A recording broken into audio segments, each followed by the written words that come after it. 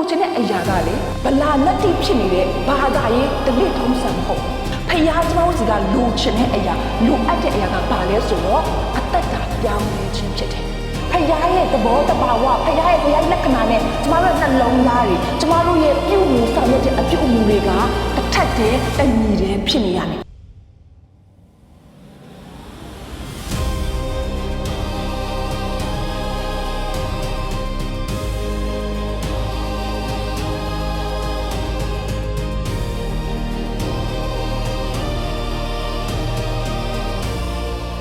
ဖယားကကျမတို့စီကနေဘာလိုအပ်တယ်လဲဘာလိုချင်တယ်လဲပေါ့အဲ့ဒါလေးကိုအရင်ဆုံးခဏလောက်စဉ်းစားရအောင်ဖယားကကျမစီကနေဘာလိုချင်တာလဲကျွန်တော်စီကနေဘာလိုချင်တာလဲဘာလိုချင်တာလဲဆိုတော့ဘာလိုအပ်တယ်လဲဘာလိုအပ်တယ်လဲပေါ့နော်ဆိုတော့အဲ့လိုမျိုးခါကြလို့ရှိရင်ဒီလိုမျိုးလေးစဉ်းစားပူလားကျမတို့ဖယားကိုကျင့်납ဖို့လို့ဖယားကကျမတို့ကိုကြည့်ပြီးတော့မှအားရကျင့်납ဖို့လို့ကျမတို့ကပို့ပြီးတော့မှလှုပ်ဆောင်ရမယ်ဆိုတဲ့အရာမျိုးလေးဒီလိုစဉ်းစားဘူးလားမသိဘူးပို့ပြီးတော့မှဆုတောင်းရမယ်ဒါဆိုတော့ဖယားကငါ့ရဲ့အသက်တာကိုကျင့်납မှာပဲပို့ပြီးတော့အလူငွေထည့်ရမယ်ပို့ပြီးတော့အစာရှောင်ရမယ်ပို့ပြီးတော့ဖယားเจ้าတက်ရမယ်ပို့ပြီးတော့ဖယားရဲ့အစေကိုခံရမယ်ဒါဆိုရင်တော့ဖယားကငါ့ရဲ့အသက်တာကိုကျွန်တော်ရဲ့အသက်တာကိုကြည့်ပြီးတော့ကျမရဲ့အသက်တာကိုကြည့်ပြီးတော့မှကျင့်납မှာပဲအားရမှာပဲလို့စဉ်းစားဘူးသလားတွေးဘူးသလားခဏလောက်အဲ့ဒါလေးပြန်ဆင်ခြင်ရအောင်နော်အဲ့ဒီအရာလေးကိုကျွန်မပြောတဲ့အရာလေးကိုခဏလောက်ပြန်ပြီးမှဆင်ခြင်ရအောင်ကိုအသက်တာတွေမှာပေါ့နော်ကိုပို့ပြီးတော့မှစမ်းစာဖတ်နိုင်လို့ရှိရင်တော့ဖယားကတော့ကျွန်တော်ကိုကျင့်납မှာပဲပို့ပြီးတော့ဆူတောင်းနိုင်လို့ရှိရင်တော့ပို့ပြီးတော့မှမေတ္တာရသွားလိုက်လို့ရှိရင်တော့စီဝေးချင်းမှာသွားပြီးမှပို့ပြီးတော့မှလှုပ်ဆောင်လိုက်ရင်တော့ဖယားကိုကျင့်납မှာပဲဆိုတဲ့အရာလေးပေါ့နော်တွေးဘူးလားအဲ့လိုလုပ်လိုက်မယ်ဖယားကိုကျင့်납ဖို့အတွက်ကပို့ပြီးမှဆူတောင်းလိုက်မယ်ပို့ပြီးတော့မှစမ်းစာဖတ်လိုက်မယ်ပို့ပြီးတော့အလူငွေတွေထည့်လိုက်မယ်ပို့ပြီးတော့မှစေဖို့တပို့တွေထည့်လိုက်မယ်အဲ့လိုမျိုးလေးစဉ်းစားဘူးလားပေါ့နော်အဲ့ဒါလေးကိုကျွန်မအရင်ဆုံးအဲ့ဒီမေခွန်လေးနဲ့ပေါ့နော်အရင်ဆုံးစင်ကျင်စေးချင်တယ်လို့ဣသရေလလူမျိုးတွေကအဲ့လိုမျိုးစဉ်းစားဘူးတယ်အဲ့လိုမျိုးစဉ်းစားတော့လေမေးတယ်မိခါပေါ့နော်မိခါအနာဂတ်ကျမ်းမှာဖတ်မယ်ဆိုလို့ရှိရင်ဣသရေလလူမျိုးတွေကဖယားသခင်ကျွန်တော်တို့စီကကိုရောကဘာလိုချင်တာလဲဘာလိုအပ်တာလဲလို့သူတို့ကမေးဘူးတယ်ပြီးတော့သူတို့ကဘာပြန်ပြောလဲဆိုတော့ကိုရောကကျွန်တော်တို့စီကတဲ့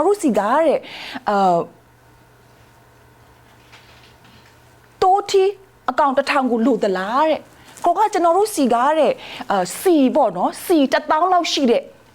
စီပြောချင်တာစီအရေးအတွက်အများကြီးပေါ့စီတွေကိုလိုသလားတဲ့ဒါမှမဟုတ်လို့ရှိရင်တဲ့ကျွန်တော်တို့ရဲ့သားဦးတွေကိုလိုချင်တာလားတဲ့သူကဖယားကိုအဲ့လိုမျိုးမေးခွန်းရှိခဲ့တဲ့ဆိုတာကိုကျွန်တော်မိခါအနာဂတ်ကျမ်းထဲမှာကျွန်တော်တို့ဖတ်ရတာဖြစ်တယ်အဲ့ဒီခါမှာလေဖယားကသူ့ရဲ့နှလုံးသားကိုသူ့ရဲ့သိချင်တဲ့သူ့ရဲ့လူမျိုးဖြစ်တဲ့ဣသရေလလူမျိုးကိုသူကဖွင့်ပြတယ်သူ့ရဲ့နှလုံးသားကဘယ်လိုမျိုးလဲဆိုတဲ့အရာကိုအဲ့ဒီမိခါအနာဂတ်ကျမ်းအခန်းကြီး6အငယ်8မှာဖယားကဖွင့်ပြရဲဆိုတဲ့အရာလေးကျွန်တော်တွေ့ရတာဖြစ်တယ်ဖယားကဘာပြောလဲဆိုတော့လေသူလိုချင်တဲ့အရာကလေဗလာနတ်တိဖြစ်နေတဲ့ဘာသာရေးဒလိထုံးစံမဟုတ်ဘူးအခွန်ကြီးဖြစ်နေတဲ့ဘာသာရေးဒလိစံမဟုတ်ဘူးဖယားကျမတို့စီကလိုချင်တဲ့အရာလိုအပ်တဲ့အရာကဘာလဲဆိုတော့အသက်တာပြောင်းလဲခြင်းဖြစ်တယ်ပြောင်းလဲခြင်းရှိတဲ့အသက်တာဖြစ်တယ်ဒီကျမ်းစာထဲမှာတွေ့ရတယ်ဖျားလိုအပ်တဲ့အရာပေါ့နော်အများကြီးတော့ရှိမှာပေါ့လိုချင်တဲ့အရာအများကြီးရှိပါလိမ့်မယ်ဒါပေမဲ့အဓိကဒီနေ့3ချက်ကိုကျမတို့ဆင်ခြင်သွားဖို့ကြည့်ရှုသွားဖို့ရန်အတွက်ဖြစ်ပါတယ်အဲ့ဒီ3ချက်ကလေဖယားရဲ့ဇယိုက်လက္ခဏာသဘောတဘာဝကိုရောင်ပြန်ဟတ်တဲ့အချက်3ချက်လည်းဖြစ်ပါတယ်လို့ကျမမနေ့ကပေါ့နော်အမျိုးသမီးမိတ္တဟာရမှာလည်းပဲဒီအမျိုးသမီးနဲ့အတူကျမပြောဖြစ်တယ်ဒီတစ်ပတ်အတွင်းမှာပေါ့နော်ဒီအပတ်မှာဒီတလောလေးအတွင်းမှာကျမဆင်ခြင်မိတဲ့အရာဘာလဲဆိုတော့ပေါ့နော်ဖယားရဲ့ဖယားရဲ့သမီးပီတာတဲ့သူတယောက်အနေနဲ့အသက်ရှင်ခြင်းအဖို့လုံးကကျမဘာကိုလိုက်ရှောက်ရမလဲလို့ကျမစင်ကျင်တဲ့အခါမှာဖယားကရိုးရှင်းလေးပဲသူ့ရဲ့ဇယိုက်လက္ခဏာနဲ့အသက်ရှင်ဖို့လို့သူ့ရဲ့သဘောတဘာဝနဲ့အသက်ရှင်ဖို့လို့သူ့မှာရှိတဲ့ဇယိုက်လက္ခဏာတွေ character တွေနဲ့ကျမတို့လူသားတွေအသက်ရှင်ဖို့လို့သူကအလိုရှိတာဖြစ်တယ်ဒီနေ့အဲ့ဒီအရာ3ချက်ကိုကျမတို့စင်ကျင်မှာဖြစ်တယ်အဲ့ဒီအရာ3ချက်ကဣသရေလလူမျိုးတွေကို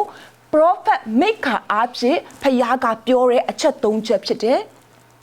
ဒီမိခါလေးကိုပေါ့နော်ဒီမိခါအနာဂတ်ကျမ်းကိုကျွန်တော်လေ့လာတဲ့အခါမှာပေါ့နော်ဘာကိုသိရမလဲဆိုတော့ဒီမိခါကသူသာသနာပြုတဲ့အချိန်က prophet ဟေရှာယသာသနာပြုတဲ့အချိန်နဲ့အတူတူပဲဖြစ်တယ်ကျွန်တော်ကျမ်းစာထဲမှာလေ့လာတဲ့အခါမှာ BC နော်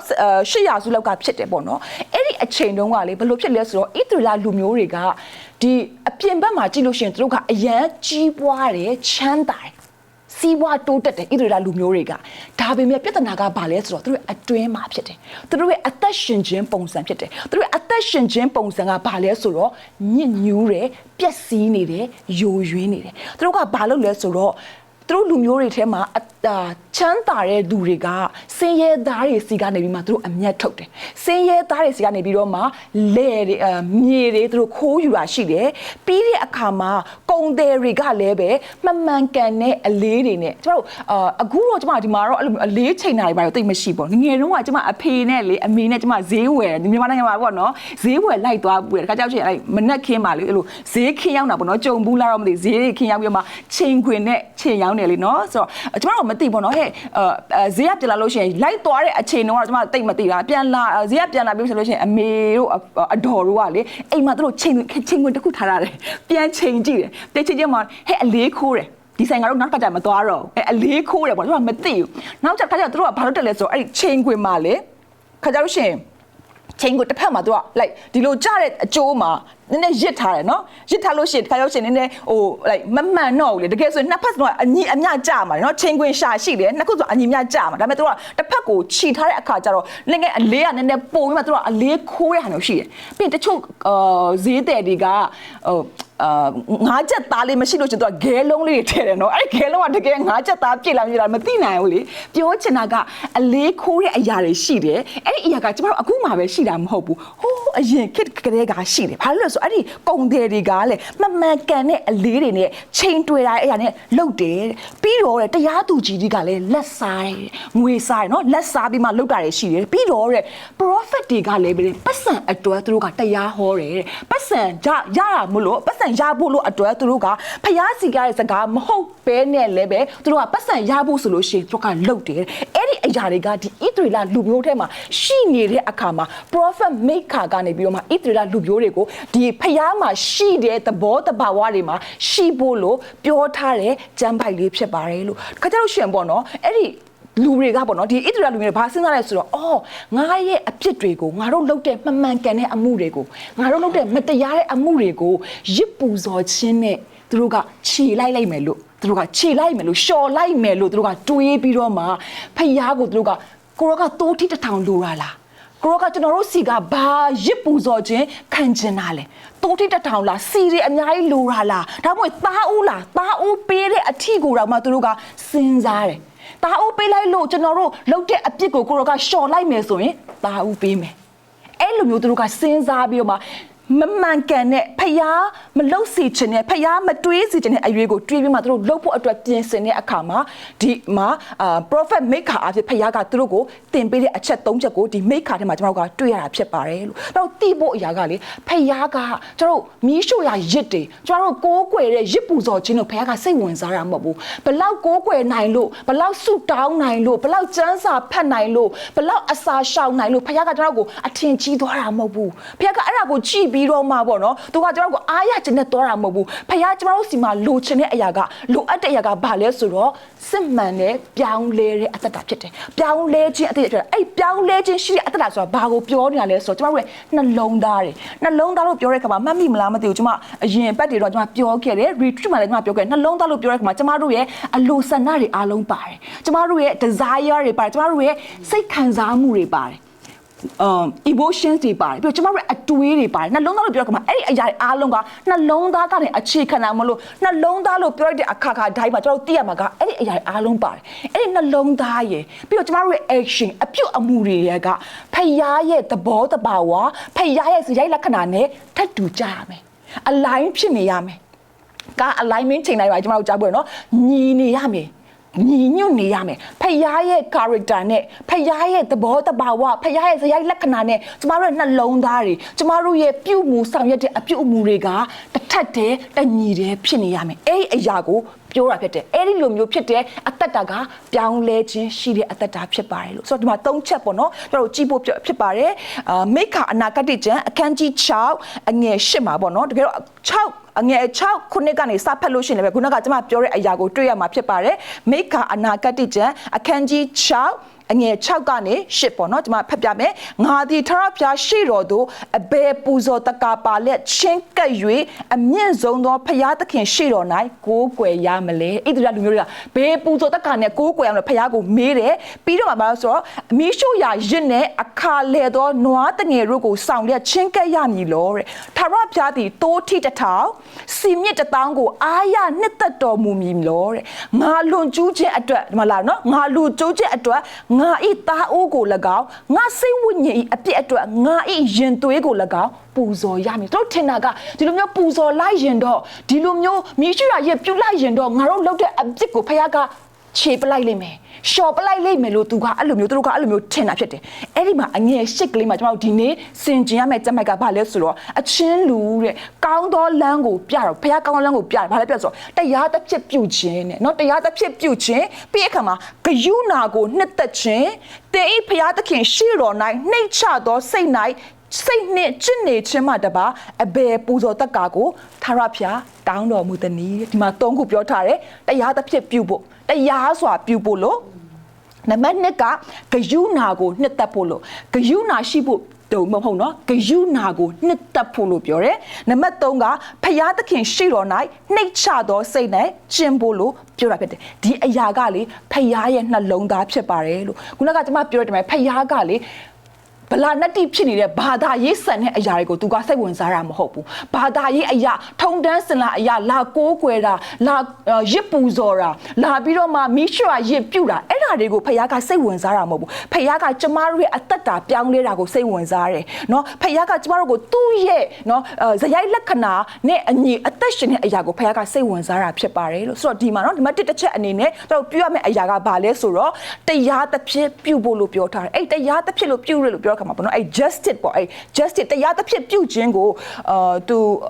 မူရင်းဘာသာစကားမှာကျွန်တော်ပြန်ကြည့်တဲ့အခါမှာလေသူကလေမတရားတာတဲ့မတရားတဲ့အမှုမှားတဲ့အမှုကိုပဲသူက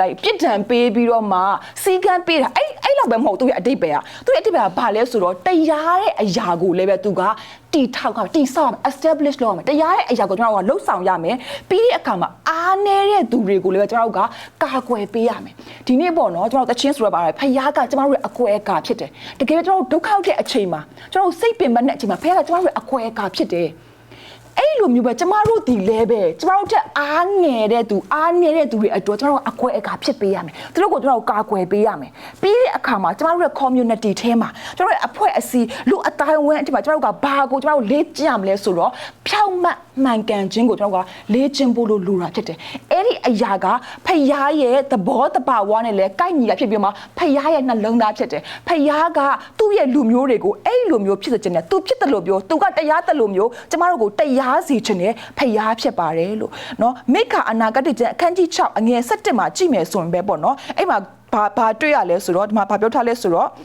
မတရားသောချိန်ခွင်နေတဲ့စင်းလဲသောအလေးအိတ်ရှိသောမြို့ကိုတန့်ရှင်းသောမြို့ဟူ၍ငါမှတ်ရမည်လို့မတရားသောချိန်ခွင်ရှိပြီခုနကပြောပြနော်ချိန်ခွင်ကမတရားတဲ့ချိန်ခွင်ဖြစ်နေတယ်အလေးခိုးနေတဲ့အရာနဲ့အဲ့လိုမျိုးလုပ်နေတဲ့သူကိုဖခင်ကတရားတဲ့သူတန့်ရှင်းတဲ့လူမျိုးလို့ငါကသတ်မှတ်ရမှာလားငါကပြောရမှာလားဆိုတော့ဒီနေ့ကျမတို့ကဖခင်ရဲ့တန့်ရှင်းခြင်းထဲမှာတွာလာခြင်းနဲ့ဆိုရင်နော်ကျမတို့ဆုတောင်းချက်လည်းကျမတို့ရှိပါတယ်နော်ကျမ်းစာလည်းရှိတယ်ဖခင်ကိုရောတန့်ရှင်းတော်မူသည်နီးတော့ကျမတို့ကိုတန့်ရှင်းပါလို့တော့ကျမတို့ဆုတောင်းတတ်တယ်ဒါပေမဲ့ကျမတို့မတရားစွာကျမတို့ပြုမှုအသက်ရှင်နေသလားဆက်ဆံနေသလားကျမတို့ရဲ့အိမ်နီးချင်းပေါ့နော်ကျမတို့ညီကိုမောင်နှမတွေကိုဆက်ဆံတဲ့အခါမှာဘယ်လိုမျိုးလို့ကျမတို့ဆက်ဆံနေတယ်လဲအဲ့ဒါကအင်မတန်မှအရေးကြီးတာဖြစ်ပါတယ်လို့ခုနကပြောတဲ့အတိုင်းပဲပေါ့နော်ဒီဣသရေလလူမျိုးတွေအတွက်တော့တချို့ကုန်တယ်တွေကเนาะဒီရောင်းဝယ်တွေနဲ့လာတဲ့အခါမှာမှားယွင်းတဲ့အလေးချိန်တွေနဲ့မှန်မှန်တဲ့အလေးချိန်တွေနဲ့သူတို့ကလုတ်ပြီးတော့မှရောင်းတယ်ပြီးတဲ့အခါမှာသူတို့ကအဲ့ဒါကိုအမျက်ယူတယ်เนาะအဲ့လိုမျိုးမကောင်းတဲ့အရာနဲ့ပေါ့เนาะမကောင်းတဲ့စိတ်ဓာတ်နဲ့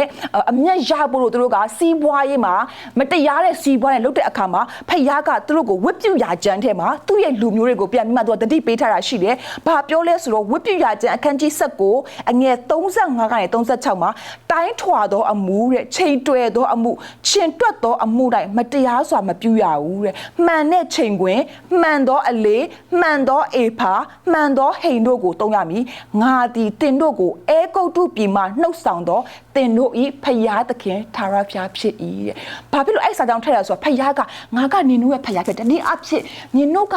အသက်ရှင်တဲ့ထာဝရဖခင်ကိုကိုးကွယ်တဲ့သူတွေဖြစ်တဲ့ကြောင့်မလို့အဲ့ဒီအရာမျိုးမလုပ်ရဘူးငါကသက်ရှင်တဲ့ဖခင်ဖြစ်တယ်အဲ့လိုမျိုးအလေးခိုးတာတော့နော်မမှန်တဲ့အရာလုပ်တာတော့မမှန်တဲ့စီးပွားလုပ်တာတော့နော် cheating လုပ်တာတော့နော်လှည့်ပြားတာလှည့်စားတာကလေဟိုပတ်စံတက်လေးပဲလှည့်ဖြားပြီးမှယူလိုက်တော့တက်မဟုတ်တခိုးအလုပ်ကိုတက်မလုပ်တာမဟုတ်ဘဲနဲ့ဘာဖြစ်သွားစေရလဲဆိုတော့လေဖခင်ရဲ့တန့်ရှင်းခြင်းကိုကျမတို့ကစော်ကားတာဖြစ်သွားတယ်ကျမမှတ်မိရပေါ့နော်ကျမစံစာကြောင်းတက်တုံးကမြန်မာနိုင်ငံတက်အောင်တက်တုံးကကျမ paper တစ်ခုရေးရအဲ့ဒါဘာလဲဆိုတော့အဖြူရောင်မှုသားပေါ့မြန်မာလိုဆိုတော့အဖြူရောင်မှုသားဆိုတဲ့အရာလေးခေါင်းစဉ်က white line ဆိုပြီးမှလေကြားဘူးလားတော့မသိ white lines အဲ့ white lines ကဘယ်လိုမျိုးလဲဆိုတော့တပားသူကိုဒုက္ခရောက်အောင်လို့ तू ကဟိုဗာလဲရည်ရွယ်ပြီးတော့မှလိန်လိုက်တဲ့အလိမ်မဟုတ်တချို့လူတွေကဟိုဗာလဲလိန်တဲ့အခါမှာပေါ့နော်သူများရဲ့စီအမျက်စီစားထုတ်ပြီးတော့မှပတ်စံလိန်တာတွေရှိတယ်နော်အဲ့ဒါဆိုရင်ဒါ तू ဒုက္ခရောက်သွားတယ်တချို့တွေက तू တပားအစိတ်မပြေဖြစ်သွားတယ်ကျမတို့ရဲ့လိန်လိုက်ခြင်းအားဖြင့်ဒါပေမဲ့ white lines ကြတော့အဲ့လိုမျိုးမဟုတ်အဖြူရောင်မှုသားကြတော့အဲ့လိုမျိုးမဟုတ်ဘူးတခြားသူတော့ဒုက္ခမရောက်ဘူးဒါပေမဲ့လိန်တယ်အမှန်တိုင်းမပြောဥပမာတစ်ခုပြပြမယ်နော်ကျမတို့မြန်မာနိုင်ငံမှာ passport လုပ်တုံးကပေါ့နော်အိုးနည်းနည်းအဲ့ဒါတော်တော်ကြာပြီပေါ့နော်အရန်ကြာပြီ passport လုပ်တုံးကသူကဘွဲရဆိုလို့ရှိရင်ကျမတို့ကအစိုးရကိုပြန်ပြီးမှပတ်စံဆောင်ရတာရှိတယ်ကိုထွေးဒီဟာတော့ကျမမထည့်စေချင်ပေါ့နော်ကိုထွေးဖြတ်ပေးပါလို့ဆိုတော့ပေါ့နော်အစိုးရကိုပြန်ပြီးတော့မှပေါ့နော်ပတ်စံပေးရတယ်ပေါ့နော်ကိုကဟိုဟာတက္ကသိုလ်တက်တယ်ပေါ့နော်ကိုကတက္ကသိုလ်တက်တဲ့လူဆိုလို့ရှိရင်ငွေပြန်ဆောင်ရတယ်ဘာဖြစ်လို့လဲမသိဘူးအဲ့ဒါကျွန်မသိတယ်ဒါပေမဲ့10တန်းမအောင်ဘူးဆိုရင်ငွေဆောင်ကြမလို့ဆိုတော့များတော့အဖြစ် passport လုပ်တဲ့သူတွေက6တန်းအောင်နဲ့လောက်ကြတယ်လိန်နာတော့မဟုတ်ဘူးဒါပေမဲ့မှန်တယ်လေ6တန်းလည်းအောင်နေဒါပေမဲ့တက္ကသိုလ်တက်တယ်ဆိုတော့သူကမပြောထားဘူးအမှန်တရားတဝက်ပဲပြောထားတာပေါ့အဲ့လိုမျိုးတခြားသူလည်းဒုက္ခမရောက်သွားဘူးလေဒါပေမဲ့ကိုကောင်းစားဖို့လို့เนาะကိုအကျိုးမြတ်ရဖို့လို့လိန်လိုက်တယ်အဲ့ရမျိုးကို white lines လို့ခေါ်တယ်ကျွန်မအဲ့တုန်းကတော့မှ white lines နဲ့ပြောပတ်သက်ပြီးတော့မှပေါ့နော်ဒီယုံကြည်သူတွေကဒီလိုမျိုးအဖြူရောင်မှုသားမလုတ်တင်ဘူးဆိုတဲ့အရာကကျွန်မ paper ရေးခဲ့ဘူးတာရှိတယ်အဲ့လိုမျိုးပေါ့ဒီမှာလည်းပဲဖယားကတန့်ရှင်းဖျားဖြစ်တဲ့ခါမှာမတန့်ရှင်းတဲ့အရာအလုံးအသက်တာထဲမှာမရှိဖို့တို့သူကလိုအပ်တာဖြစ်တယ်တရားများတစွာနဲ့ကျွန်တော်တို့ကလူတွေကိုပြုမှုဆက်ဆံဖို့လို့ဖယားကဒီနေ့ကျွန်တော်တို့ကိုတုံသင်ပေးနေရဖြစ်တယ်မိခအနာကတိအနာအဖြစ်တုံသင်ပေးနေရဖြစ်ပါတယ်လို့နောက်တစ်ခုကဘာလဲဆိုတော့ဣသရေလလူမျိုးကသူတို့ဣသရေလလူမျိုးထက်မှာပေါ့နော်သူတို့လုပ်တဲ့အရာကဘာလဲဆိုတော့မြေတွေကိုခိုးယူတာမြေတွေကိုခိုးယူတာကဘာလဲဆိုတော့ဒီချမ်းသာတဲ့လူတွေပေါ့နော်ချမ်းသာတဲ့ပတ်စံချမ်းသာတဲ့လူတွေကတဲ့ဒီစင်းရဲတဲ့သူတွေစီကနေမှာအနိုင်အထက်သူတို့ရဲ့မြေတွေကိုတင်းယူရဆိုတဲ့အရာကိုမိခအခန်းကြီးနှစ်အငယ်1ကနေ2မှာတွေ့ရတာဖြစ်တယ်သူတပားဤအိမ်နေတဲ့လေယာတို့ကိုတက်မှတ်ပြီးမှတခြားသူပိုင်တဲ့အရာကိုတက်မှတ်ပြီးတော့မှသူတို့ကအနိုင်အထက်တင်းယူတယ်တဲ့အဲ့ဒီသူရဲ့အိမ်ကိုတော့၎င်းတဲ့လူကြီးတဲ့အမွေဥစ္စာကိုတော့၎င်းလှူယူပြီးတော့မှညှင်းဆဲတတ်တယ်ဣသရေလလူမျိုးတွေအတွက်လေအဲ့ဒီမြေဆိုတာနော်မြေဆိုတဲ့အရာကလေဟိုပိုင်ဆိုင်မှုတတ်ပဲမဟုတ်ဘူးအဲ့ဒီအရာကဘာကိုပြောနေရလဲဆိုတော့အဲ့ဒီမြေဆိုတဲ့အရာကလေသူတို့ရဲ့ဖျားနဲ့သူတို့နဲ့ဗြိဉ္ဉ်ပြုတ်ထားတဲ့ဂတိလည်းဖြစ်တယ်နော်ဣသရေလလူမျိုးတွေ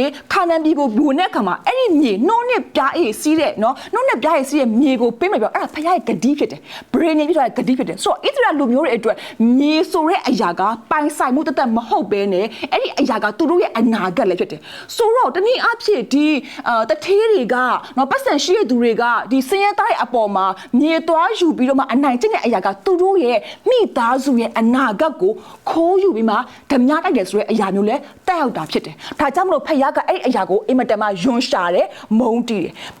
ဒီမှာပေါ့နော်မိခါရပြောတဲ့အခါတရားစွာပြည့်ရခါလို့ပြောတဲ့အခါမှာသူတို့ဘာပြောနေလဲဆိုတော့ဒီစင်းရဲသားတွေပုံမှာခေါင်းပုံဖြတ်ပြီးမှအမျက်မထုံနဲ့တရားစွာနဲ့ပဲဗတ်မလိုက်ပဲနဲ့တိတ်ခါတမာတိရှိစွာနဲ့အသက်ရှင်ဖို့လို့ပြောနေတယ်ဒီမှာတိတ်ခါတမာတိလို့ပြောတဲ့အခါမှာလေဘယ်လိုမျိုးပြောရလဲဆိုတော့ဘယ်သူမှမမြင်နေရင်တောင်မှတဲ့လူတွေမကြည့်နေရင်တောင်မှနော်ကိုကိုကြည့်ရသူမရှိနေရင်တောင်မှကိုကမှန်ကန်တဲ့အရာကိုလှုပ်ခြင်းကတိတ်ခါတမာတိရှိခြင်းကိုပြောတာဖြစ်တယ်။တနည်းအားဖြင့်အဲ့ဒီအရာကတရားစွာကျင့်ခြင်းတရားရဲ့အမှုကိုပြုခြင်းဖြစ်တယ်။လူတွေမမြင်နေရင်တောင်မှနော်ကိုနဲ့နှစ်ယောက်တည်းပဲရှိနေမှာဒါမှမဟုတ်ကိုတယောက်တည်းပဲနော်သွားလာအသက်ရှင်နေရင်တောင်မှပဲကိုကမှန်ကန်တဲ့အရာကိုလုပ်တတ်ခြင်းမှန်ကန်တဲ့အရာကိုရွေးချယ်ခြင်းအဲ့ဒါကတိတ်ခါတမာတိနဲ့အသက်ရှင်ခြင်းဇာရိတကောင်းစွာနဲ့အသက်ရှင်ခြင်းဖြစ်တယ်အဲ့ဒီအရာအားလုံးကခုနကတရားစွာပြုခြင်းထဲမှာအကုန်လုံးပါသွားတာဖြစ်တယ်လို့ဆိုတော့စဉ်းစားကြည့်မယ်နော်ဥပမာကိုကဆိုင်သွားတယ်နော်ဆိုင်သွားပြီးတော့မှအဲ့ဒီဆိုင်ရှင်ကကျွန်တော်ပတ်စံပြန်အပ်တဲ့ခါမှာအများနဲ့9ချက် ဒေါ်လာ9ချက်လိုပြီးတော့မှ तू ကအမြဲပြန်အမ်းတယ် तू ကတော့အော်ငါမသိလိုက်ပါဘူးဒီ9ချက်ကလေးကို तू စီရနေပြီးတော့မှမသိမသာပဲနဲ့ယူထားမယ် तू ကအမြဲထင်ပြီးမှလှုပ်တယ်ဆိုလို့ရှိရင်ဘလို့ကိုခံစားရမလဲကိုပေါ်မှာမတရားဘူးလို့ခံစားရမယ်နော်ကိုတိတဲ့အခါမှာမတရားဘူးလို့ခံစားမယ်ကိုသူကခေါင်းပုံဖြစ်တယ်လို့ခံစားအဲ့လိုမျိုးပဲအဲ့ဒီအချိန်ကာလမှာဣသရေလလူမျိုးတွေကအဲ့လိုခံစားရတာဖြစ်တယ်ပတ်စံရှိတဲ့သူတွေကပတ်စံမရှိတဲ့သူတွေစီကနေပြီးမှခေါင်းပုံဖြတ်အမျက်ကြီးစားရဆိုတဲ့အရာကိုတွေ့ရတယ်အဲ့ဒီအရာကဖျားနှစ်သက်တဲ့အရာမဟုတ်ဘူးဖျားကကျွန်တော်အသက်တာထဲမှာအဲ့ဒီအရာကိုမလုပ်ဖို့လို့ပြောထားတာဖြစ်တယ်ကျမ်းစာထဲမှာပေါ့နော်ကျမ်းစာရဲ့ဥပမာနဲ့မှာကြည့်မယ်ဆိုလို့ရှိရင်လေအာဟတ်မင်းနဲ့နာဘုတ်ရဲ့စပစ်ဥယျာဉ်အကြောင်းကိုဓမ္မရာဇဝင်တတိယဆောင်ထဲမှာတွေ့ရတာဖြစ်ပါတယ်ဓမ္မရာဇဝင်တတိယဆောင်အခန်းကြီး21ထဲမှာအဲ့ဒီကျွန်မအများကြီးမဖတ်တော့ဘူးပေါ့နော်အာဟက်မင်းကအဲ့ဒီနာဘုတ်ဆိုတဲ့သူရဲ့စပစ်ဥယျာဉ်တော့သဘောကျတဲ့ခါမှာပေါ့နော်ကျွန်မထင်တာတော့နေရာလဲကောင်းတာဖြစ်မှာပေါ့အဲ့ဒီစပစ်ဥယျာဉ်ကလေ location ကောင်းတယ်ပေါ့ဆိုတော့အဲ့ဒါကိုလိုချင်တယ်ခါကျတော့တွားပြီးတော့မှတောင်းတယ်ဆိုတော့ရိုးတော့ပတ်စံနဲ့ဝယ်မယ်လို့ပြောတယ်ဒါပေမဲ့နာဘုတ်ကကြာဘာလို့လဲဆိုတော့ဒါကမဟုတ်ဘူးအမွေရထားတာသူ့ရဲ့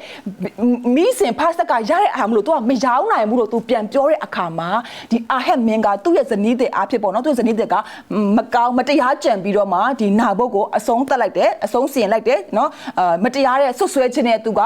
တေစီလိုက်ပြီးတော့မှအဲ့ဒီမြေကိုခိုးယူရဆိုတဲ့အရာကိုတွေ့ရဖြစ်တယ်ဒါကစမ်းစာထဲမှာတွေ့ရတယ်သူတို့မြေကိုခိုးယူခြင်းဆိုတော့ဒီနေ့ကျမတို့ယုံကြည်သူတွေအတွက်ကျွန်တော်ဘယ်လိုမျိုးလို့ကျွန်တော်လိုက်လျှောက်ပြီးမှလက်တွေ့ကျင့်သုံးရမလဲဆိုတော့ကောင်းမွန်စွာပြုပါတရားတစ်ဖြစ်ပြုပါလို့ပြောတဲ့အခါမှာကျမတို့ကနေ့ရက်စဉ်တိုင်းเนาะကျွန်တော်ရဲ့အချင်းချင်းသွားလာခြင်းမှာကျမတို့ကလူတိုင်းကိုတရားမျှတစွာညီတူညီမျှဆက်ဆံဖို့လို့ဖြစ်ပါတယ်တထေးကိုတစ်မျိုးပတ်စံရှိတဲ့သူပတ်စံမရှိတဲ့သူအဲ့လိုမျိုးဆက်ဆံဖို့မဟုတ်ဘူးเนาะအကျင့်ကောင်းတဲ့လူအကျင့်မကောင်းတဲ့လူအဲ့လိုမျိုးတွေကိုခွဲခြားပြီးမှပေါ့เนาะဟိုယုံကြည်ရကိုချောတဲ့လူလှတဲ့လူเนาะချစ်ဖို့ကောင်းတဲ့လူချစ်ဖို့မကောင်းတဲ့လူကိုအမားပြီးတော့အဲ့လိုမျိုးကိုလိုက်ပြီးတော့မှကိုကဟိုဒီတက်ကိုတော့တမျိုးဆက်ဆံပြီးတော့မှဒီတက်ကိုအဲ့လိုဆက်ဆံဖို့မဟုတ်ဘူးညီတူညီမျှအားလုံးကိုဆက်ဆံဖို့လို့ဒီမှာပြောနေတာဖြစ်တယ်ပြီးတဲ့အခါမှာနောက်တစ်ခုကဘာလဲဆိုတော့တရားစွာပြုလို့ပြောတဲ့အခါမှာလေအားနေတဲ့သူတွေဘက်ကလိုက်ပြီးတော့မှလည်းပဲကိုကရက်တီပေးဖို့လို့လိုတာဖြစ်တယ်မှန်ကန်တယ်ဆိုရင်ကိုကနော်အားနေဆိုလို့ရှိရင်သူတို့ဘက်ကရက်ပြီးတော့မှကိုကပြောပေးဖို့လို့ဖြစ်တယ်ကျွန်မအခုဆိုပေါ့နော်ကျွန်မအเจ้าမှာအလုပ်လုပ်တယ်ပေါ့နော်ဆိုတော့များတော့အားဖြင့်မြန်မာတော့ကလေးမူစင်မြန်မာကလေးတွေကလာတာဖြစ်တယ်ဆိုတော့သူတို့မိဘတွေက language ပေါ့နော်ဘာသာစကားအားနေတယ်ပညာအရာမှလည်းအားနေတယ်အဲ့ဒီသူတွေအတွက်ကျမတို့ကကိုစားပေါ့နော်ဂျားထဲမှာစကားပြောပေးရတယ်ဒီចောင်းကတစ်ဖက်နဲ့ဒီကလေးတစ်ဖက်မှာပေါ့နော်တစ်ခါကြလို့ရှိရင်သူတို့ပြဿနာဖြစ်တယ်ဆိုလို့ရှိရင်ဂျားကနေဖြေရှင်းပေးရအဲ့ဒီခါကြလို့ရှိရင်ကိုကနော်ဘယ်လိုမျိုးနေရာမှာရက်မလဲနော်ဒီသူတွေမပြောနိုင်တဲ့အခါမှာကိုစားပြုတ်ပြီးတော့မှသူတို့အဘက်ကနေပြီးရက်ပြီးမှပြောပေးတာမျိုးသူတို့မတရား thank you သူတို့မတရားခံရတယ်ဆိုလို့ရှိရင်သူတို့ဘက်ကလိုက်ပြီးတော့မှသူတို့အတွက်အတန်ဖြစ်ပေးတာမျိုးအဲ့ဒါကိုပြဖြစ်တယ်တရားစွာပြုတ်ခြင်းနဲ့မှာအဲ့ဒါလည်းပါတာဖြစ်တယ်ဒီနေ့ပေါ့နော်ကျွန်တော်ပတ်ဝန်းကျင်မှာကျွန်တော်မိသားစုတွေအထက်မှာအဲ့လိုမျိုးခံရရရှိရဆိုလို့ရှိရင်ကျွန်တော်ကကိုစားဝင်ပေးဖို့လို့ကျွန်တော်တို့ community ထဲမှာရှိတယ်နော်အလုပ်ထဲမှာမတရားခံရတွေ့တယ်ဆိုရင်ကျမတို့ကရက်ပြီးမှပြောပေးဖို့လို့လိုအပ်တာဖြစ်ပါတယ်လို့နောက်တစ်ချက်ကဘာလဲဆိုတော့ဒီမှာပြောထားတယ်ဂယုနာကိုနှစ်သက်ခြင်းဒီချက်ကဂယုနာကိုနှစ်သက်ခြင်းဖြစ်တယ်အဲ့ဒီဂယုနာကိုနှစ်သက်ခြင်းဆိုတာကလေဟိုချစ်ခြင်းမေတ္တာကိုတသက်ပြခြင်းမဟုတ်ဘူးเนาะအဲ့ဒါဖျားမှာရှိတဲ့မေတ္တာလည်းဖြစ်တယ်เนาะတစ္ဆာရှိတဲ့မေတ္တာမျိုးဖြစ်တယ်တီတက်နဲ့ဂယုနာမျိုးဖြစ်တယ်เนาะဒီနေ့တော့ဂယုနာပြတ်လိုက်တယ်နောက်နေ့ကျရင်တော့ကိုကစိတ်မကြည်တဲ့အခါမှာဂယုနာမပြတ်တော့အဲ့လိုမျိုးမဟုတ်မရဘူးเนาะဂယုနာပြတဲ့အခါမှာနေ့ရက်စင်တိုင်းမှာဂယုနာပြဖို့လို့လိုတယ်ပြီးတဲ့အခါမှာဗရိညင်ပြုတ်ခြင်းနဲ့ဆိုင်နဲ့တစ္ဆာရှိခြင်းလည်းဖြစ်တယ်အဲ့လိုမျိုးသုံးထားတဲ့ပေါ့เนาะအဲ့ဂယုနာဆိုတဲ့စကားလုံးလေးကလေဖျားမှာရှိတဲ့မေတ္တာကိုသုံးထားတဲ့စကားလုံးနဲ့အတူတူပဲဖြစ်တယ်မူရင်းစကားကိုကြည့်တဲ့အခါမှာလေဆိုတော့ဖျားကသူ့ရဲ့ဒီလူမျိုးအပေါ်မှာဣသရေလလူမျိုးတွေအပေါ်မှာထားတဲ့မေတ္တာကအဲ့ဒီမေတ္တာမျိုးဖြစ်တယ်ဂယုဏနဲ့ပြည့်တဲ့မေတ္တာမျိုးဖြစ်တယ်တဲ့ဒီအဲ့ဒီမေတ္တာကဘယ်လောက်မှခိုင်ခန့်လဲဆိုတော့ဗောနော်ဘယ်လောက်ပဲဗောနော်လူတွေကမတရားပြုတ်နေပါစေဘယ်လောက်ပဲဗောနော်ဟိုဒီခံစားရနေပါစေဒီမေတ္တာကအဲ့ဒီလူကိုတာပြီးတော့မှဗောနော်ဖျားကိုမြင်သွားစရာအကြောင်းဖြစ်စေတဲ့မေတ္တာမျိုးဖြစ်တယ်တဲ့သူတို့အချိန်ခါလာမှာတော့ဗောနော်ဒီခုနကပြောတဲ့နည်းနည်းပတ်စံရှိတဲ့သူတွေကစင်းရဲသားတဲ့အပေါ်မှာသူတို့ကနည်းနည်းဘိုကြခြင်းတယ်နော်အနိုင်ကျင့်ခြင်းတယ်ဖိနှိပ်ခြင်းတယ်ဆိုတော့သူတို့ရဲ့အထဲမှာဂယုဏရှိရမယ့်အစားသူတို့ဘာလို့ဆိုလောဘတွေကနေရာယူနေတယ်ဂ ယုနာအစာလောဘကနေရာယူနေတယ်ကျင်နာခြင်းအစာလောဘကနော်ခေါင်းပုံဖြတ်ခြင်းကနေရာယူနေတယ်အဲ့ဒီအရာတွေကိုဖယားကမိခါအားဖြင့်သူတို့ကိုလက်ညှိုးထုတ်ပြတယ်မဟုတ်ဘူးမင်းတို့ဒီနေရာမှာမားနေဖယားရဲ့သားသမီးဆိုရင်တော့ငါရဲ့လူမျိုးကအဲ့လိုမျိုးမလို့ဖယားရဲ့လူမျိုးတွေကအဲ့လိုမျိုးမလုပ်ဘူးဖယားမှာရှိတဲ့သဘောတဘာဝရှိရမယ်မေတ္တာဂရုဏာနဲ့ကြွယ်ဝတဲ့အရာကိုဖယားကသူတို့ကိုသင်ပေးနေတယ်ဆိုတဲ့အရာကိုတွေ့ရတာဖြစ်တယ်ဓမ္မရာဆိုရင်ဒုတိယဆောင်အခန်းကြီး9မှာလေဒီအကြောင်းအရာလေးကိုကျွန်တော်တို့ဖတ်မှာဖြစ်တယ်ဒါဝိဒ်နဲ့မေဘိဘောရှက်မေဖီဘောရှက်ပေါ့နော်ဆိုတော့အဲ့မေဖီဘောရှက်ကဘာလို့လဲဆိုတော့ဒါဝိဒ်ရဲ့အချစ်ဆုံးတငယ်ချင်းဖြစ်တဲ့ယောနသန်ရဲ့သားဖြစ်တယ်အဲ့ယောနသန်ရဲ့သားလေးကသူကပေါ့နော်အဲ့လိုမျိုးဟိုဒီစစ်တီဖြစ်တဲ့အခါမှာသူ့ကိုထိန်းတဲ့အထိန်းကခြီပြီးတော့မှပြေးတဲ့အခါကျတော့သူကချော်လဲပြီးမှသူကခြေထောက်မတန်ဘူးခြေထောက်စွန့်သွားတယ်နော်ခြေထောက်မတန်ဘူးအဲ့လိုဖြစ်တဲ့အခါမှာဒါဝိဒ်ကအဲ့ဒီမေဖီဘောရှက်လေးကိုပြန်ရှာပြီးတော့မှသူကဂျေဇူးပြုတယ်ဆိုတဲ့အကြောင်းလေးကိုဒီဓမ္မရာဆိုရင်ဒုတိယဆောင်အခန်းကြီး9မှာကျွန်တော်တို့ဖတ်တာဖြစ်တယ်အဲ့ဒီမှာကျွန်တော်တို့ဘာတွေ့လဲဆိုတော့ဒါဝိဒ်ရဲ့ဂရုဏာမေတ္တာကိုတွေ့ရတာဖြစ်တယ်။ तू ဂရုဏာပြုတဲ့အခါမှာ तू မေတ္တာပြုတဲ့အခါမှာပေါ့နော်။ तू ရဲ့အချစ်ဆုံးတငယ်ချင်းယောနသန်ရဲ့သားလေးကို तू ပြန်ပြီးတော့မှမေတ္တာပြုတဲ့အခါမှာလေ तू ဘာမှပြန်ပြီးတော့မှရယူလို့ခြင်းမရှိဘူး။ဒီမေဘိဘောရှက်ကသူ့ကိုဘာမှပြန်ပေးဖို့လည်းမရှိဘူးเนาะဆိုတော့သူ့မှာခြေရောက်ကလည်းမတန်ဘူးသူ့စီကနေပြန်ရစရာအကြောင်းမရှိပေမဲ့လို့လေသူ့အပေါ်မှာဒါဝိဒ်ကဂယုဏပြခဲ့ဆိုတာတွေ့ရတယ်ဒီနေ့ကျမတို့လည်းပဲလူတွေကိုဂယုဏပြုတဲ့အခါမှာပြန်လိုချင်တဲ့ဆန္ဒနဲ့ဂယုဏပြုတာလားမေတ္တာပြုတာလားဒါမှမဟုတ်ရှင်ဘာမှပြန်ရရင်တောင်မှပဲဂယုဏပြုတာကိုနှစ်သက်လို့ဂယုဏပြုတာလားဖယားကပြောတယ်ဒီမှာပြောခါမှာဂယုဏပြုတာတဲ့တော့ဂယုဏတော်ကိုနှစ်သက်တယ်ကျွန်တော်တို့နှစ်သက်တဲ့ခါမှာလေတခုခုကျွန်တော်တို့နှစ်သက်တယ်ဆိုလို့ရှိရင်လေကျမတို့ကိုဘယ်သူမှအဲ့လိုမျိုးလိုက်တိုက်တွန်းနေကြမလို့ကိုလုံးရတာကိုနှစ်သက်တဲ့အခါမှာပေါ့နော်ဥပမာကိုက TV ကြည့်ရတာကိုနှစ်သက်တယ်ဆိုရင်လူကဟဲ့ TV ကြည့်ရအောင်လားဆွဲဆိုတာမလို့ TV ကြည့်ဖို့ကိုနှစ်သက်ပြောအဲ့ဒီမှာကိုကပျော်မွေ့နေရနော်အဲ့လိုမျိုးပဲဂယုဏပြုရတာကိုနှစ်သက်တဲ့သူဖြစ်ဖို့လို့ဟုတ်လို့ဆိုတော့ကျွန်တော်ကိုကိုယ်ရဲ့ဖယားကလေသူဂယုဏပြုရတာကိုနှစ်သက်တယ်လူတွေကိုချစ်ရတာကိုနှစ်သက်တယ်လူတွေပြစ်မှားနေပေမဲ့လို့စိတ်ရှည်စွာနဲ့စောက်ပြီးတော့မှသူ့ရဲ့ဂယုဏရှည်လျားစွာနဲ့စောက်ရတဲ့အရာကိုသူကနှစ်သက်တယ်အဲ့လိုမျိုးပဲကျမတို့သူ့ရဲ့သားသမီးဖြစ်တဲ့ကျမတို့ဒီလည်းပဲဂယုဏပြုခြင်းကိုနှစ်သက်ဖို့လို့ဒီနေ့ဖခင်ကကျွန်တော်ကိုစကားပြောနေတာဖြစ်ပါတယ်လို့ကျွန်မအကြောင်းလေးတစ်ခုပြောပြမယ်ပေါ့နော်ကျွန်မဒီမှာစာပြင်ဆင်တဲ့ခါမှာအဲ့အကြောင်းလေးကဘာလဲဆိုတော့ကျွန်မပါစတာတယောက်စီကနေပေါ့နော်သင်းရုပ်ဆရာတယောက်စီကနေကျွန်မကြားဘူးတာဖြစ်တယ်အဲ့သင်းရုပ်ဆရာတယောက်ကဘာပြောလဲဆိုတော့အမျိုးသမီးတစ်ယောက်ရှိတယ်အဲ့အမျိုးသမီးမှာသားတစ်ယောက်ရှိတယ်ပေါ့နော်အဲ့သူ့သားကိုတဲ့တစ်ယောက်ကပေါ့နော်တက်လိုက်တယ်ပေါ့နော်တက်လိုက်တဲ့ခါမှာအဲ့ဒီတက်တဲ့လူတက်တရခံကပေါ့နော်သူထောင်ကျသွားတယ်ပေါ့နော်ထောင်ကျတဲ့အခါမှာအဲ့ဒီခုနကမိခင်ကလေတကယ်ဆိုရင်သူကသူ့သားကိုတက်တဲ့လူတက်တရခဖြစ်တဲ့တမ်းလို့သူ့အနေနဲ့သူမုံတီးခွင့်ရှိရနော်မုံလို့ရတယ်စိတ်ဆိုးလို့ရတယ်မကျေနပ်လို့ရတယ်ခါတီးလို့ရတယ်ဒါပေမဲ့တဲ့အဲ့ဒီအမျိုးသမီးကအဲ့ဒီမိခင်ကြီးကတဲ့ခုနကလူတက်တရခံထောင်ထဲမှာကြာနေတဲ့လူတက်တရခံကိုတော့လေသွားတွေ့တယ်သွားလဲတယ် visit သွားလုပ်တယ်သွားလဲပြီးတော့မှအဲ့ဒီလူတက်တရခံလိုအပ်တဲ့အဝတ်အစားတွေသူဝယ်ပေးတယ်လိုအပ်တဲ့မြောက်သူကထောက်ပံ့ပေးတယ်နောက်တရက်ကျတော့အဲ့ဒီ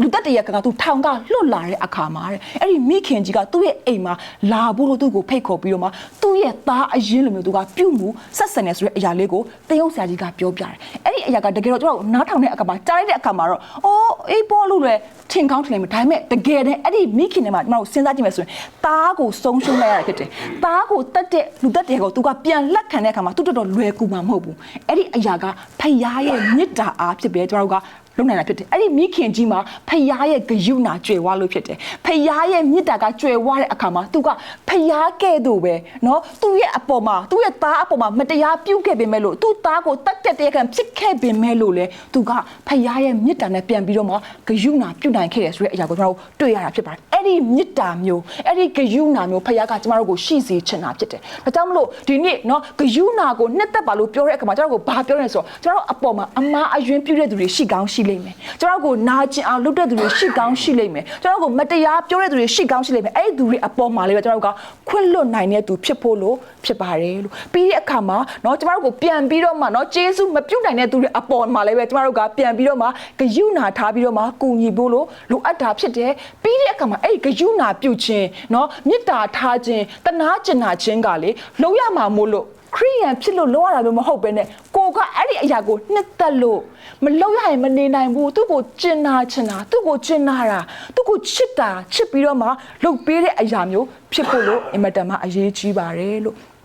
ဟောရှိအနာဂတ်ကျမ်းပေါ့နော်အခန်းကြီး6အငယ်6မှာဒီလိုမျိုးလေးရေးထားတာဖြစ်တယ်ရစ်ပူဇော်ခြင်းအကျင့်တဲ့တနာခြင်းဂယုဏအကျင့်ကို၎င်းတဲ့မီးရှို့ရာရစ်ပူဇော်ခြင်းတဲ့ဖယားသခင်နဲ့ကျွမ်းဝင်ခြင်းကို၎င်းငါနှစ်သက်တယ်တဲ့ဟောရှိမှာတော့အဲ့လိုမျိုးရေးထားတာဖြစ်တယ်ရစ်ပူဇော်ခြင်းထက်တဲ့တနာခြင်းဂယုဏပြတာကိုပို့ပြီးမှနှစ်သက်တာဖြစ်တယ်တဲ့မီးရှို့ရာရစ်တွေထက်တဲ့နော်ဖယားကိုပူဇော်ပြီးတော့မှနော်ကျမ်းစာကြောင့်ဖျားเจ้าလာပြီးတော့မှကိုးကွယ်ပြီးမှတခြင်းတွေဆိုပြီးတော့မှတော့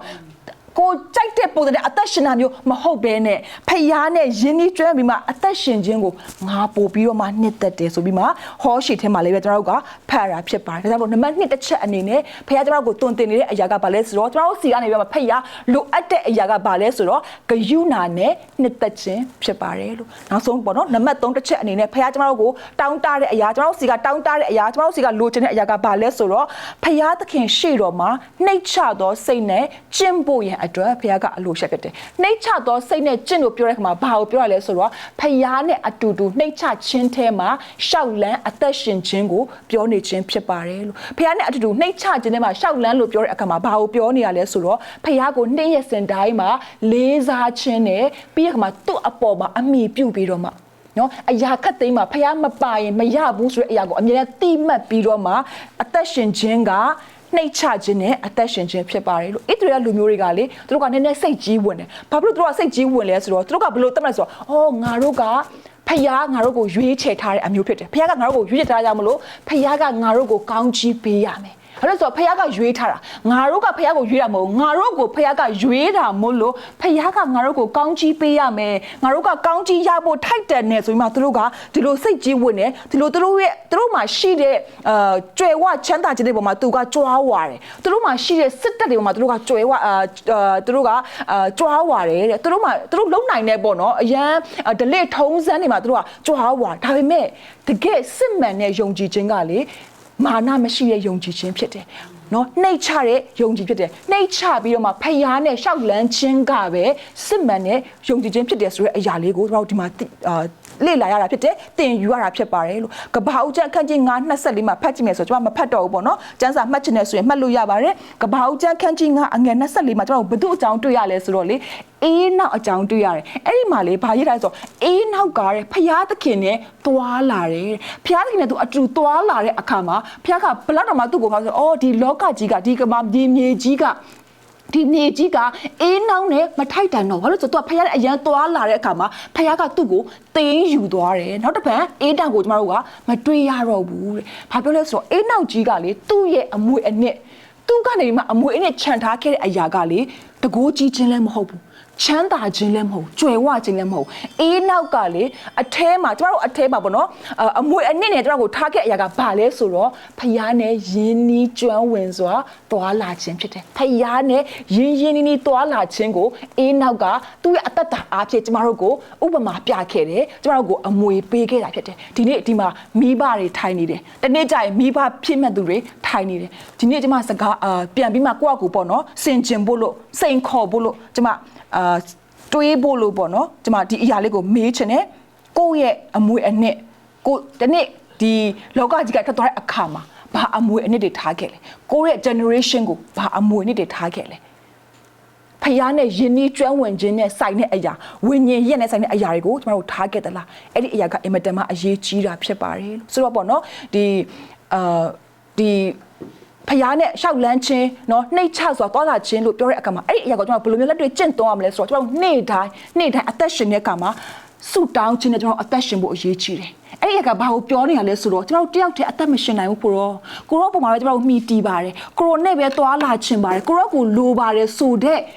ရာကိုပြသတာဖြစ်တယ်ဆုတောင်းခြင်းကကျမ်းစာဖတ်ခြင်းဆိုတဲ့အရာကလည်းကိုယ့်ရဲ့သဘောအလိုတိုင်းသွားတာမဟုတ်ပဲနဲ့ကိုရောရဲ့နီလန်အတိုင်းအသက်ရှင်ပါမယ်လို့ဖယားကိုနှိမ့်ချစွာနဲ့ပြောနေတဲ့အမှုအရာဖြစ်တယ်ဆိုတော့နေ့တိုင်းကျမ်းစာဖတ်ခြင်းနေ့တိုင်းအသက်ရှင်ခြင်းကဖယားအပေါ်မှာကိုကမှီတီနေတယ်မှီခိုနေတယ်မှီတွေ့နေတယ်ဆိုတဲ့အရာကိုပြခြင်းကနှိမ့်ချခြင်းနဲ့အသက်ရှင်ခြင်းဖြစ်ပါတယ်ခါကြလို့ရှိရင်ပေါ့နော်ကိုယ့်ရဲ့အလိုဆန္ဒနဲ့ဖယားရဲ့အလိုဆန္ဒကကိုက်ညီခြင်းမှာကိုက်ညီလိမ့်မယ်မတူညီတာဖြစ်ကောင်းဖြစ်လိမ့်မယ်အဲ့ဒီအခါမှာကိုယ့်ရဲ့ဆန္ဒကိုတတ်ပြီးတော့မှနော်ကိုယ့်ရဲ့မာနတွေကိုနော်မြေမြုပ်ပြီးတော့မှကျွန်တော်သခင်ဆိုတဲ့သချင်းရှင်နော်မြေမြုပ်ပြီးတော့မှဖယားရဲ့အလိုအတိုင်းအသက်ရှင်ခြင်းက နှိတ်ချခြင်းနဲ့အသက်ရှင်ခြင်းဖြစ်တယ်နှိတ်ချခြင်းနဲ့ဖခင်နဲ့သွားလာပြီးမှအသက်ရှင်ခြင်းဖြစ်ပါတယ်ပြီးတော့နောက်တစ်ခုကဘာလဲဆိုတော့နေ့ရက်တိုင်းမှာเนาะကျွန်တော်တို့ရရှိတဲ့ငွေရေးကြေးတော်၎င်းကျွန်တော်ပိုင်ဆိုင်ရတဲ့သားသမီးတွေတော်၎င်းအဲ့ဒီအရာခတ်သိမ်းအောင်မြင်မှုတွေရှိမယ်เนาะကျွန်တော်တို့ပိုင်ဆိုင်မှုတွေရှိမယ်အဲ့ဒီအရာခတ်သိမ်းကဖခင်ရဲ့ကျေးဇူးတော်တသက်နဲ့ရတယ်ဆိုတဲ့အရာကိုနေ့ရက်တိုင်းမှာဝန်ခံသိမှတ်ခြင်းကလည်းပဲနှိတ်ချစွာနဲ့အသက်ရှင်နေဖြစ်တယ်။အော်ငါခွန်အားနဲ့ရထားတာမဟုတ်ဘူး။ငါစ조사လို့ဒီအရာကိုရထားတာမဟုတ်ဘူး။ကျွန်တော်တို့မှန်ပါတယ်ကိုအလုံးလုံးဝင်ကြရတာမှန်ပါတယ်။ဒါပေမဲ့အရင်အမြစ်ကိုကျွန်တော်တို့ပြန်လိုက်တဲ့အခါမှာအရင်မြစ်ကိုပြန်ကြည့်တဲ့အခါမှာဖခင်မှာပဲအဆုံးသတ်တာဖြစ်တယ်။ဖခင်ရဲ့ကျေးဇူးတော်ကပဲကျမတို့ကိုကြွယ်ဝစေတယ်ချမ်းသာစေတယ်ကျမ်းမာစေတယ်။ဆိုတော့ဘာမှကျမတို့လုံနိုင်လို့ဆိုတဲ့အရာကိုကျွန်တော်တို့ကဝါကြွားစွာမရှိဘူးဖြစ်တယ်လို့ဆိုတော့ယာကုပ်ပေါ့နော်ရှင်ယာကုပ်အခန်းကြီးလေးအငယ်6မှာဗာပြောလဲဆိုတော့ထောင်လွှားစော်ကားသောသူတို့ကိုဖျားသခင်စီတားတယ်စိတ်နှိတ်ချသောသူတို့အားကျေးဇူးပြုတယ်ဒီမှာပေါ့နော်ထောင်လွှားစော်ကားမယ်ဆိုရင်တော့ကျမတို့ကဖျားရဲ့စန့်ကျင်ဘက်မှာရှိတဲ့သူတွေဖြစ်သွားမှာဖြစ်ပါတယ်ဒါပေမဲ့နှိတ်ချတယ်ဆိုရင်တော့ဖျားကကျမတို့ကိုကျေးဇူးပြုမယ်ဆိုတဲ့အရာလေးကိုဒီရှင်ယာကုပ်ထဲမှာလည်းပဲကျမတို့ဖတ်ရတာဖြစ်ပါတယ်ဒါဆိုလို့ရှိရင်ပေါ့နော်ကျမဒီအရာတွေကိုပြန်ပြီးတော့မှအချင်းပြန်ပြီးမှဒီနေ့ကျမပြောတဲ့အရာတွေကိုအချင်းပြန်ချုပ်မယ်ဆိုလို့ရှိရင်ဖျားကကျမတို့စီကလိုချင်တဲ့အရာကလေကြီးမားတဲ့เนาะရစ်ပူဇော်ခြင်းတွေမဟုတ်ဘူးเนาะပို့ပြီးတော့မှအလူငွေထည့်နိုင်ခြင်းတွေမဟုတ်ဘူးအဲ့လိုပြောလို့เนาะအလူငွေမထည့်ရတော့ဘူးเนาะအလူငွေမထည့်နဲ့เนาะနည်းနည်းလေးပဲထည့်အဲ့လိုလည်းပြောချင်တာမဟုတ်ဘူးကျွန်တော်ပြောချင်တာကဖခင်ကျွန်တော်စီကတောင်းနေတဲ့အရာကเนาะဟိုထုံနှန်းစင်လာနဲ့ကိုးကွယ်ခြင်းတွေဒလစ်ထုံနှန်းနဲ့လာပြီးတော့မှเนาะပို့ပြီးတော့မှလုံနိုင်အစားဆောင်နိုင်ခြင်းအဲ့ဒါတွေမဟုတ်ဘူးဖခင်လိုချင်တဲ့အရာတွေကအရင်ပဲရိုးရှင်းတာဖြစ်တယ်သုံးခုလေးပဲဖခင်ကျွန်တော်တို့ကိုဒီမှာဒီ make up အားဖြင့်ပေါ့เนาะတုံပြောတဲ့အရာကသုံးချက်လေးပဲရှိတယ်ဘာလဲဆိုတော့တရားစွာပြုပါတဲ့တရားစွာပြုပါတဲ့ပြီးတဲ့အခါမှာဂယုဏကိုနှစ်သက်ပါဂယုဏပြုပေးပါเนาะဂယုဏပြုပါနောက်တစ်ချက်ကဘာလဲဆိုတော့နှိတ်ချစွာနဲ့နှိတ်ရက်တိုင်းမှာဖခင်ကိုမှီခိုပြီးတော့မှအသက်ရှင်တဲ့သူတွေဖြစ်ပါအသက်ရှင်တဲ့သူတွေဖြစ်ပါလို့ဖခင်ကပြောနေဖြစ်ပါတယ်လို့ဆိုတော့ဒီနေ့ပေါ့နော်ကျွန်တော်ပြန်ပြီးတော့မှဒီအရာလေးကိုစဉ်းစားရအောင်ဒီ၃ချက်ကိုပြုတ်တဲ့အခါမှာအဲ့ဒီ၃ချက်ကိုလုံလိုက်လို့ဖခင်ရဲ့မေတ္တာကိုကျွန်တော်တို့ကပို့ရသွားတာမဟုတ်ဘူးဖခင်ရဲ့မေတ္တာကိုပို့ရဖို့လို့ဒီအရာကိုပြုတ်ရမှာမဟုတ်ဘူးအဲ့ဒီအရာကိုပြုတ်လိုက်ခြင်းအားဖြင့်ဖခင်ရဲ့သဘောတဘာဝကကျွန်တော်တို့အားဖြင့်လူတွေအထဲမှာထင်ရှားသွားမှာဖြစ်တယ်အဲ့ဒီလိုမျိုးဖခင်ကမြင်ဖြစ်စေချင်တာဖြစ်တယ်။ကျွန်တော်တို့လူတွေကကြည့်လိုက်တဲ့အခါမှာခုနကဂျိုးဆက်လည်းပြောသွားတယ်နော်။သူတို့မှစမ်းစာအောင်မရှိဘူး။သူတို့မှတွေ့ရတဲ့အရာကကျမတို့ပဲဖြစ်တယ်။ကျမတို့ရဲ့အသက်တာကစမ်းစာနဲ့တော့အသက်ရှင်နေတယ်ဆိုရင်သူတို့ကသူတို့ရဲ့စမ်းစာကကျမတို့ပဲဖြစ်သွားပြီ။ဆိုတော့အဲ့ဒီအတိုင်းအသက်ရှင်ဖို့လို့ပြောတာဖြစ်တယ်။အဲ့ဒီအတိုင်းပဲလက်တွေ့အသက်ရှင်ပြောတဲ့အခါမှာကျွန်တော်အဲ့လိုမျိုးအသက်ရှင်မယ်ဆိုရင်တရားစွာပြုစွာနဲ့အသက်ရှင်မယ်ဆိုရင်ဂယုဏနဲ့အသက်ရှင်မယ်ဆိုရင်နှိမ့်ချစွာနဲ့အသက်ရှင်မယ်ဆိုရင်လူတွေကကျမတို့ကိုမြင်တဲ့အခါမှာသာသနာ့ဘလူတွေကကျမတို့ကိုမြင်တဲ့အခါမှာဖခင်ရဲ့နှလုံးသားကိုမြင်သွားမှာဖြစ်တယ်ဖခင်ကိုရရှိသွားမှာဖြစ်ပါတယ်ဒီနေ့အဲ့ဒီအရာကဖခင်ကျမတို့ကိုလှုပ်စေခြင်းတဲ့အရာဖြစ်ပါတယ်ကျွန်တော်ခဏလောက်မတက်ထပြီးတော့ပေါ့နော်အဲ့ဒီအရာလေးကိုပြန်ဆင်ခြင်ရအောင်